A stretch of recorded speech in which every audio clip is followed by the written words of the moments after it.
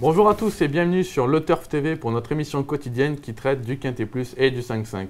Aujourd'hui, nous avons la chance d'accueillir sur le plateau Laurent Notariani, à nouveau venu parmi nous, qui travaille pour le site de tiercemagazine.com. Laurent, bonjour. Bonjour.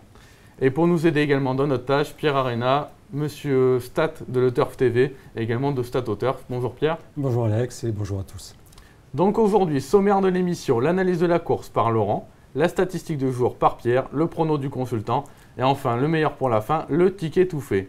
Donc ce mardi, nous prendrons la direction de l'hippodrome de Vincennes, le pré du Chêné, des vieux tontons, 7 à 10 ans, 17 partants, 2 échelons de départ. Ils rendront la distance à partir du numéro 8, Soumoulou. Laurent, on entre dans le vif du sujet. Vous avez fait confiance à un cheval du second échelon, le numéro 11, Roxane de Beaumais. Tout à fait, j'ai choisi de faire confiance à Roxane de Beaumais parce que c'est une jument évidemment qu'on ne présente plus à un tel niveau. Elle possède un fond inépuisable et surtout elle vient de bien courir par 2 fois et elle a échoué juste derrière Ready JD qui n'est quand même pas la première venue. Honnêtement, elle a largement la qualité pour réussir dans un lot comme celui-ci. Elle rend 25 mètres, c'est un fait, mais si on s'attache au passé de cette épreuve, on peut s'apercevoir que 2 des derniers lauréats s'est lancé aux 25 mètres, ce qui peut, à mon sens, jouer en sa faveur. Et surtout, les pensionnaires de Mike Linders sont actuellement en pleine forme. Avec la maestria de Pierre Lévesque, je pense qu'elle ne sera pas loin de la vérité. Je tente un petit coup en la mettant en tête, mais je pense honnêtement que ça va le faire. Quand on sait que Ready JD va prendre part au prochain prix de Paris, on se dit que Roxane de Beaumais peut parvenir à rendre la distance. Ensuite, vous avez placé le numéro 7, Rockefeller Center. Lui, c'est plutôt un outsider, mais il semble revenir en bonne forme. Tout à fait. Rockefeller Center est vraiment en regain de forme. Il a vraiment bien couru le 10 février sur ce parcours. Et en plus, il rendait 25 mètres ce jour-là. Maintenant, il est au premier échelon. Il est super bien engagé. Je pense vraiment que cette fois, ça va vraiment pas taper loin. C'est un cheval qui était bon monté à 4 ans et qui revient, comme vous l'avez dit, plutôt bien. Il a sa place dans les 3. Pierre, vous entre les deux, entre Rockefeller Center et Roxane de Beaumais, peut-être un petit fait pour la jument également?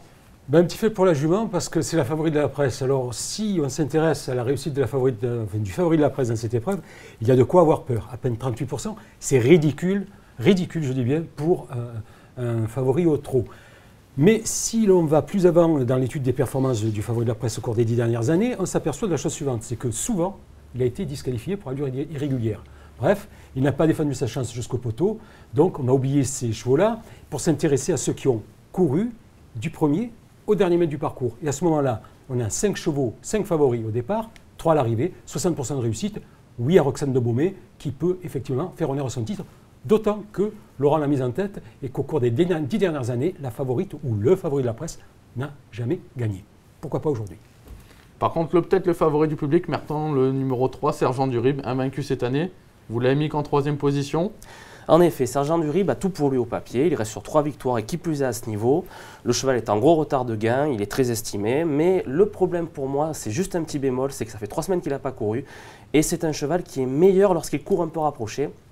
En plus, peut-être que je vais faire bondir certains en disant ça, mais il n'affronte pas les mêmes cette fois et je pense honnêtement que certes, il a sa place dans les 5 premiers, mais si jamais il va devant trop tôt, peut-être qu'il peut s'user et je ne sais pas. Je préfère le mettre qu'en 3e position, même si c'est un cheval de grande qualité, qui est en retard de gain.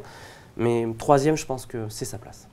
D'accord. Ensuite, on passe à la statistique du jour. Pierre, parlez-nous de cette stat qui comprend notamment le numéro 13, Supervisor. Absolument, Alex. Alors, cette stat du jour, elle s'intéresse aux chevaux qui ont couru le prix de Langeais. C'est une épreuve qui s'est déroulée le 31 janvier. Il faut savoir que les trotteurs qui viennent de courir le prix de Langeais, s'ils étaient cotés à moins de 20 contre cette fois-là, c'est-à-dire plutôt joués donc, avec partie à la confiance du public, obtiennent une très bonne réussite dans le prix du Chêné, le Quintet Plus 5-5 du jour, avec 68%. 68%, c'est donc la réussite espérée de Supervisor. C'est aussi la réussite du 10 Sabat de Vivier, que Laurent n'a pas inclus dans son pronostic. Il a ses raisons, je le respecte tout à fait. Mais j'ai un petit regret quand même pour ce numéro 10, Sabat du Vivier. Laurent, vous, Supervisor, vous l'avez retenu en 4e position. Sabat du Vivier, vous ne l'avez pas retenu. C'est votre regret? Sabat du Vivier, c'est mon regret parce que c'est une jument de qualité qui a largement la pointure de ce lot. Le problème avec elle, c'est la mise en jambe. Elle perd souvent toute chance au départ. Et on va dire que cette fois-là, j'en ai préféré d'autres, donc j'ai préféré l'écarter, même si évidemment, comme je le répète, elle a de la qualité et dans ce lot-là, elle a une belle chance à défendre, mais on verra au départ. Par contre, Supervisor, lui, c'est beaucoup plus sûr normalement. Tout à fait. Supervisor est beaucoup plus sûr dans ses allures, il évolue sur son parcours de prédilection. Et comme l'a dit Pierre, les concurrents qui viennent de bien faire dans le prix de Langeais sont souvent en vue dans cette épreuve. Et dans cette épreuve-là, justement, il a échoué juste derrière GD, mais il a battu Récit Geloka. Ce sont quand même des chevaux qui ont une certaine qualité. Donc je pense que voilà, normalement, il devrait bien se défendre. Ok, ensuite vous retenez le numéro 5, Sylvain Després. Il vient de surprendre dans un lot similaire. Les conditions étaient les mêmes, il partait en tête. De nouveau Franck Ouvry, déféré des 4 pieds. Tout à fait. D'ailleurs, je crois qu'il échouait juste derrière Scarlett Turgot, si je ne me trompe pas. Et honnêtement, il n'a pas eu le meilleur des parcours ce jour-là. Il s'est vraiment bien débrouillé. Lui aussi, il s'annonce redoutablement dans le coup. Ensuite, par contre, le numéro 4, c'est Guinelma. Bon, lui est un peu passé à côté de son meeting. Il mériterait de gagner sa course. Vous l'avez retenu qu'en 6e position? Voilà, je lui accorde un certain crédit parce que c'est lui aussi un cheval de qualité. Le problème avec lui à Vincennes, c'est le dernier tournant. En général, il a du mal à le prendre et Yves Dreux, son mentor, l'a même avoué qu'il était passé un petit peu à côté de son hiver et qu'il était un petit peu déçu. Mais il a aussi la pointure d'un quintet comme celui-ci. On peut lui accorder un certain crédit, mais je n'ai pas voulu le mettre plus haut. D'accord. Ensuite, vous retenez le numéro 9, Sage de Guérinière. Il est ferré pour l'occasion, il aura un meilleur engagement bientôt, mais il peut prendre de l'argent. Voilà, tout à fait. Mathieu Abrivard a dit que le cheval était vraiment en pleine forme. Maintenant, comme vous l'avez rappelé Alexandre, il a un futur engagement qui se profile à l'horizon. Il est ferré, mais il a déjà bien fait ferrer. Donc pareil, dans un lot comme celui-ci, je pense qu'il peut tirer son épingle du jeu. En tout cas, Mathieu Abrivard nous a précisé qu'il n'empêcherait pas de prendre un chèque ce jour-là. Donc pourquoi pas?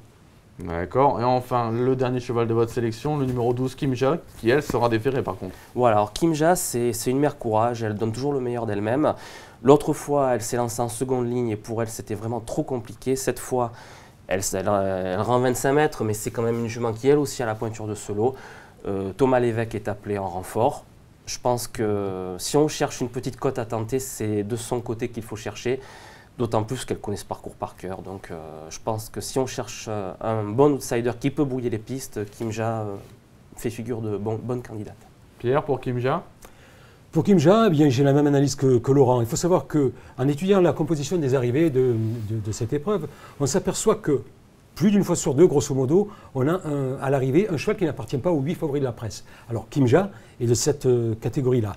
Alors je m'y suis intéressé tout précisément parce que, bon, premièrement, évidemment, elle a été sélectionnée par Laurent et ensuite pour trois autres bonnes raisons.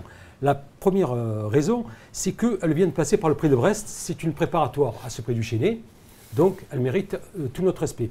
Deuxième raison, il faut savoir qu'elle vient de courir au cours de ces 3 dernières courses des prix plutôt bien dotés, 80 000 € ou plus, et donc ça, c'est très encourageant. Et la troisième bonne raison, eh bien, c'est que notre équipe de statisticiens avait repéré pour Kimja cet engagement depuis belle lurette. Bref, 3 fois oui à Kimja, et Kimja, oui, j'aime ça. Bon, bah maintenant, il est temps pour vous, Laurent, de nous récapituler votre pronostic. Tout à fait. Donc, je place en tête le numéro 11, Roxane de Beaumais. Je place en deuxième position le numéro 7, Rockefeller Center. Ensuite, le numéro 3, Sergent Durib. Le numéro 13, Supervisor. Le numéro 5, Silver Després. Le numéro 4, Séguin Elmabon. Le numéro 12, Kimja. Donc, voilà. Et un petit regret en 9e position, le 10, Sabat du Vivier. Voilà, donc maintenant, le ticket tout fait. Laurent semble confiant avec ses 3 premiers chevaux. Donc, le 11, Roxane de Beaumais. Le 7 Rockefeller Center, le 3 Sergent Durib. Il leur associe 7 autres chevaux au 5-5, Laurent, qui sont? Alors, je leur ai associé le numéro 13 Supervisor, le numéro 5 Silver Després, le numéro 9 Sage de Guérinière, le numéro 12 Kimja, le numéro 10 Sabat du Vivier, que vous pouvez inclure donc dans une combinaison élargie, le numéro 15 Ramsey du Ham, dont je n'ai pas parlé, mais lui aussi. Il alterne les 2 disciplines avec plus ou moins de bonheur. Dans un lot comme celui-ci, il peut tirer son épingle du jeu aussi. Et donc on est à 1, 2, 3, 4, 5, 6. Il en manque un. Je vais vous conseiller le numéro 1, Rogers, qui lui aussi peut-être brouiller les pistes. Donc un ticket tout fait qui vous coûtera 21 € au 5-5 pour la mise de base de 1 €. Ça semble être un jeu très intéressant. Écoutez messieurs, merci beaucoup en tout cas. Et puis je vous dis à bientôt pour une prochaine émission. Et bon jeu sur le turf.fr. Au revoir. Au revoir.